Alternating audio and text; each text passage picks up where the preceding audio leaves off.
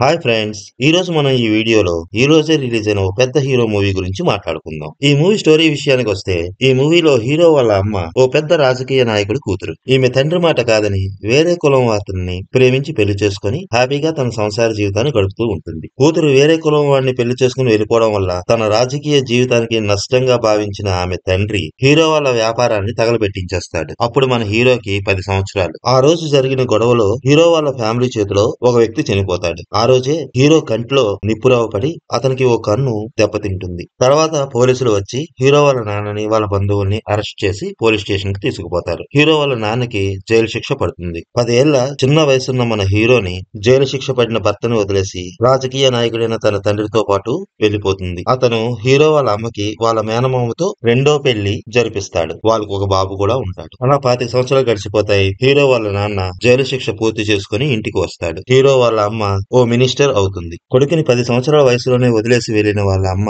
ఇప్పుడు 25 సంవత్సరాలు అవుతున్నా కూడా ఒక్కరోజు కొడుకుని చూడడానికి రాదు. పెద్ద రాజకీయ నాయకుడైన హీరో వాళ్ళ తాత తన లాయర్ ద్వారా హీరోకి ఓ రోజు కబురు పంపిస్తాడు. తనని తన పార్టీ ఆఫీస్ లో కలవమని. పార్టీ ఆఫీస్ కి వచ్చిన మనవడికి లాయర్ ద్వారా ఓ స్టాంప్ పేపర్ ఇచ్చి అందులో సైన్ చేయమంటాడు. ఇంతకీ అందులో ఏముంటుందంటే, ఇప్పుడు మినిస్టర్ గా ఉన్న తన తల్లికి మన హీరోకి ఆ ఫ్యామిలీతో ఎటువంటి సంబంధం లేదు అని హీరో ఒప్పుకుంటున్నట్లుగా ఓ అగ్రిమెంట్ అన్నమాట. అందులో సైన్ చేయడానికి హీరో ఇష్టపడాడు. కథ ఇక్కడే స్టార్ట్ అవుతుంది. హీరో చేత ఎలాగైనా సైన్ చేయించాలని వాళ్ళ తాత ప్రయత్నం. నేను చేయనని మనవడు మొండి పట్టుదల. వీటి మధ్య కొంతసేపు సరదాగా స్టోరీ నడుస్తుంది. ఇలా స్టోరీ నడుస్తున్న టైంలోనే తల్లిపై కొడుకుకి ఉన్న ప్రేమ, తల్లి బిడ్డల మధ్య ఉండే ప్రేమ, సెంటిమెంట్ ఈ మూవీలో చాలా వరకు వర్కౌట్ అయింది. 10 సంవత్సరాల వయసున్న తన కన్న కొడుకుని ఆ తల్లి నిర్దాక్షిణ్యంగా ఎందుకు వదిలేసి వెళ్లవలసి వచ్చింది? ఈ 25 సంవత్సరాలు బట్టి కొడుకును చూడ్డానికి కూడా రాకుండా ఉండడానికి ఎటువంటి పరిస్థితులు ఆమెకి ఎదురయ్యాయి అనేదే ఈ మూవీ. రెండో పెళ్లి చేసుకున్న ఆమె నిజంగానే బిడ్డను కన్నాదా?